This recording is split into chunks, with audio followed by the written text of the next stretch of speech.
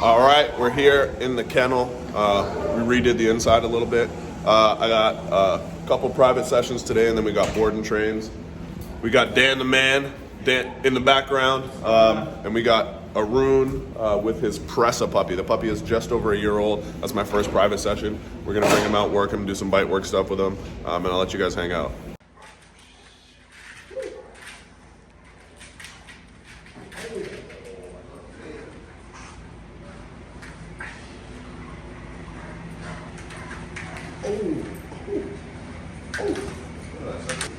Arun, how old is he? He's a year and a half. All right, so he's about a year and a half. Definitely a lot more prey than I would usually expect to see in a Presa. He has a lot of potential. If you notice, I didn't pay him for like punching in or countering on the bite. Right now we're just trying to show him like, hey, you bite this thing and bite down with a full mouth, that's how you win it. So his natural fighting style is to kind of pull while he's biting. And for right now, what we're working on, that's okay. I just want to empower him with what he offers genetically. So we'll do a couple more reps of that. So the other thing I do is like look for him to want to bring the toy back to me. Oh, so there's that pulling I'm talking about. I kind of let him win with that. Oh, good man. For right now, that's okay. Because again, that's genetically what his fighting style is. We'll see if he'll bring it back to me. Good man. Look at his posturing, his tail's up, scorpion, he's feeling great about himself. When he pulls, he goes, oh! Oh! Good man. That's good, Arun. I'll take him all the way out.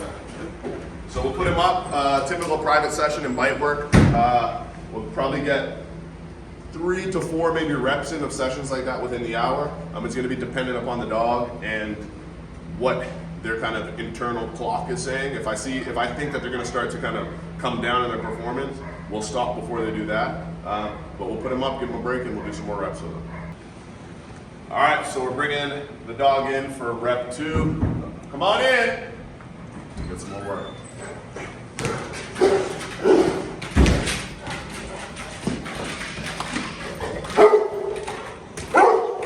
So again, letting him activate the angle.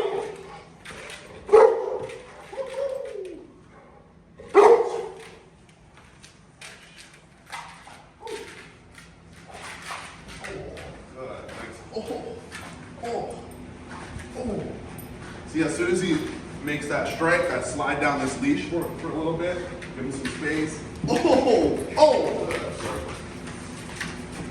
And then I'm always actively reading the dog's body language. You can circle one more time. See, his tail is scorpioned up in the air. He's feeling really good about himself. That's what we're looking for. Let him bring it back to me again. Oh, buddy. Oh.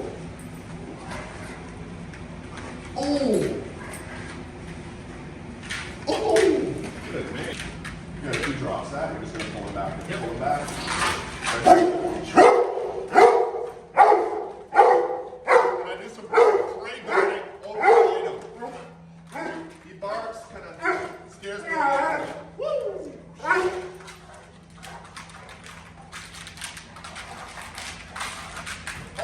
Fade down that line. Good man. Ow. Ow.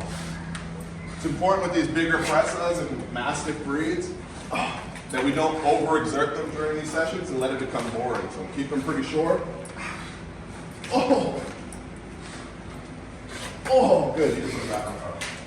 And we let him carry that item all the way back. Again, he's won it, feel good about himself. Also can help with a little bit of possession. If he has that item in his mouth and we keep him moving, he's substantially less likely to just drop it and put it down on the ground. So that'll probably be our session for him today. So our next task for the day, we're gonna go and do some loud noise inoculation for the puppies. So you'll hear some banging, and we'll be working some puppies. Dan's gonna handle a few of them. I'm potentially gonna handle a few of them. We're not gonna try to let those loud bangs become a signal for arousal. So we're not going to try and feed them every time they hear a bang, but we're going to start there, and then eventually the goal is to try and fade away from that and make sure we want them to just be neutral, basically, and not be super aroused or spooked by that loud kind of novel noise. Let him find that.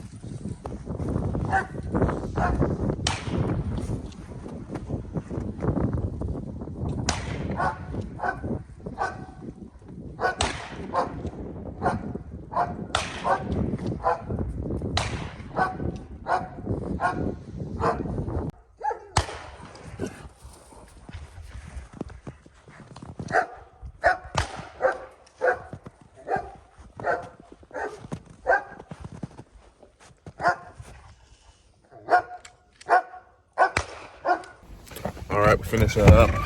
We got a private session now with a dog that we just started some tracking stuff with, but obviously the weather outside isn't ideal for tracking when they can just see your footprints in the snow. So we're gonna talk and figure out what our plan is. Really, like, you could be really close, and we'll just kind of at first let them figure out that food comes out of this thing, so you can eat here for a while. And you're gonna stay in this close proximity. Then when I tell you to mark him, you're gonna give your marker, and then step back, hand his food, and it will reset. You'll stand here and same thing. Just gotta show him what the hell this thing is. Okay. Sometimes dogs freak out when they see it. It's like a little turtle that growls at them.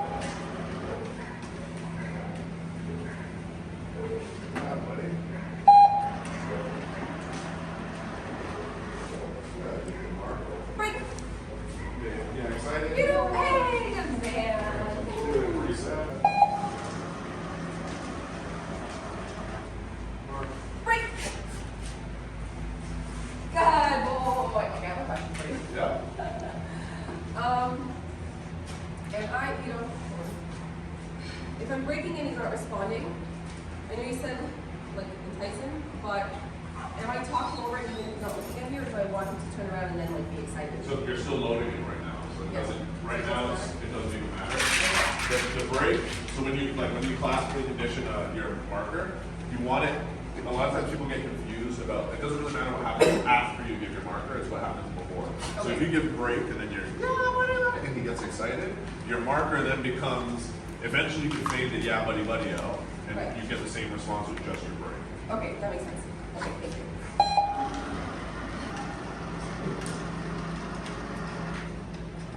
Mark.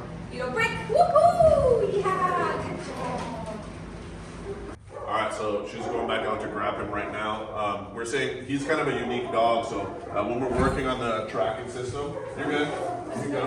When we're working on the tracking, one of the things that he does is he stays out in front of her and ignores her marks, which isn't necessarily that bad of a thing, but to get him convinced to go out and track can also be a problem. So one, we're trying to show him that, hey, out away from mom, good things are out there, but sometimes they run out, and when mom gives you that marker, you need to stop what you're doing over there, come back and she'll pay you. She's gonna go grab him now, we'll do some more reps. Yeah. The clicker is very similar because it's a novel, like it's a different sound. It's very like sharp. Where like, and he hears you talk all the time. Not that you talk a lot, but he hears you talk all the time. He doesn't hear that beep or that click all the time. Yeah. Go back.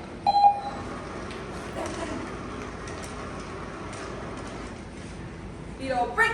Good man! Woohoo! She likes it.